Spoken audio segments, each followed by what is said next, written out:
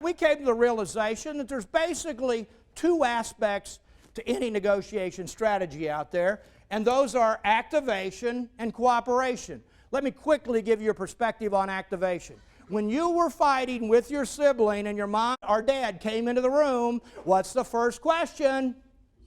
Who started it? That's the issue with activation. Who starts the discussion? Could be via text today. Done a lot of work over in China. A lot of the negotiations over there are taking place on a text-type basis.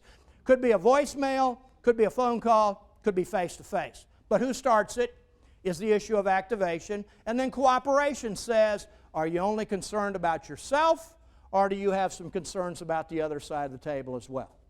So when we take those and bring them together, we've got proactive at the top, we've got reactive at the bottom. We've got low cooperation, all about me. Over on the left-hand side, we got high cooperation, all about we on the far right-hand side. So let's start filling in those boxes. Lower left-hand corner, one of the most poorly understood of the four negotiation strategies out there is the strategy of avoidance. Avoidance can be a very legitimate negotiation strategy.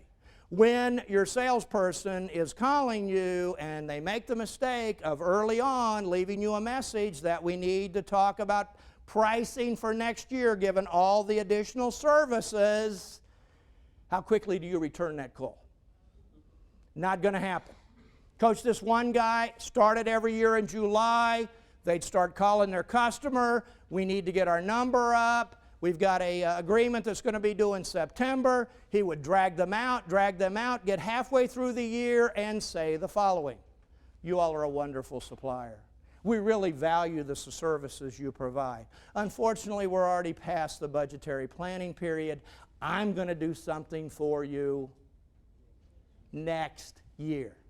Year after year after year, this guy very effectively played the avoidance, don't want to engage, don't want to discuss it card, and it saved him millions of dollars on that deal.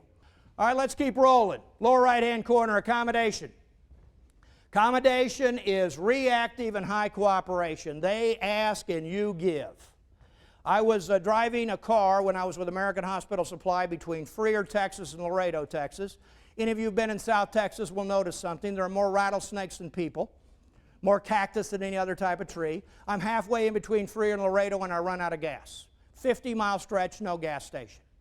The tow truck comes by. How much negotiation do you think took place on price per gallon? None.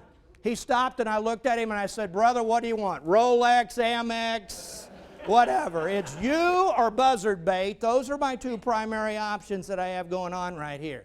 You have to understand the power situation and don't play a hand you don't have. Now here's another little piece of advice for you. We always tend to underestimate the power that we have and overestimate the power of the other side. Collaboration, win-win. Proactive, high level of cooperation. It's all about growing the size of the pie. I always ask people in negotiation training, would you take 1% of a deal? Would you take 1%? Let me tell you what, if it's $1 trillion, what's 1% of $1 trillion? Is it not $1 billion? Let me tell you where to send my mail if I get $1 billion. General delivery, French West Indies, St. Martin. Just send my mail right there because I'm gone. I'm not bothering anybody. I know the hut. I'm going to open a nice little beach bar there in St. Martin. I'm not bothering anybody again. So don't make the decision based on your slice of the pie. Make your decision based on the size of the pie when we can collaborate. And then upper left-hand corner is this issue of competition. Win-lose, proactive, we're going to get the swords out, we're going to go to battle, we're going to slice the pie up. And my goal, if there's 100 pennies in the middle of the table when I'm competing, my goal is to get 51 at least. And your goal is to get 51 at least, and we go at it from there. So those are the four legitimate negotiation strategies that exist out there.